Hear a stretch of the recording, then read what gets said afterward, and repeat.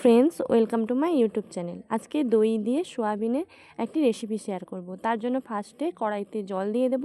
জলটি গরম হয়ে গেলে সোয়াবিন দিয়ে দেবো এবং অল্প পরিমাণে লবণ দিয়ে সেদ্ধ করতে দিয়ে দেবো 5 মিনিট। তারপরে সেদ্ধ হয়ে গেলে সোয়াবিন থেকে জল ছড়িয়ে বাটিতে রেখে দেবো। অপর দিকে কড়াইতে তেল দিয়ে দেবো। তেলটা গরম হয়ে গেলে কুচনো আদা, রসুন, টমেটো, পেঁয়াজ এবং শুকনো মরিচ দিয়ে দেবো। দিয়ে একটু ভালোভাবে ভাজবো। একটু লাল লাল হয়ে এলে নামিয়ে নেব। তোমাদের যদি এই ভিডিওটা ভালো লাগে তাহলে একটা লাইক এবং শেয়ার করতে একেবারে ভুলবে না।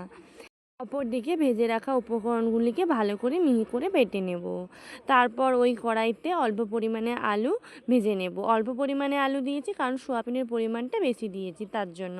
আলুগুলো ভাজা হয়ে গেলে তারপর সিদ্ধ করা ওই সোয়াবিনগুলো দিয়ে দেব। দিয়ে ভালো করে ভেজে নেব। সোয়াবিনগুলো ভাজা হয়ে গেলে নামিয়ে নেব।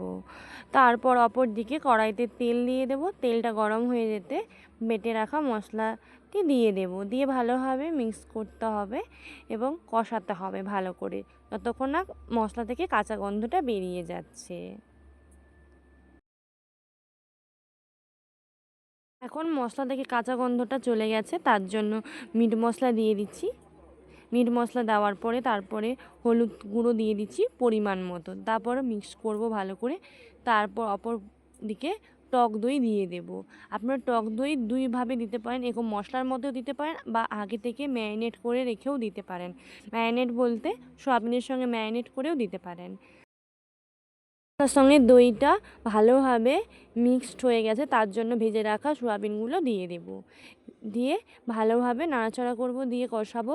কষানো হয়ে গেলে তারপর ভেজে রাখা আলুগুলোও দিয়ে দেব।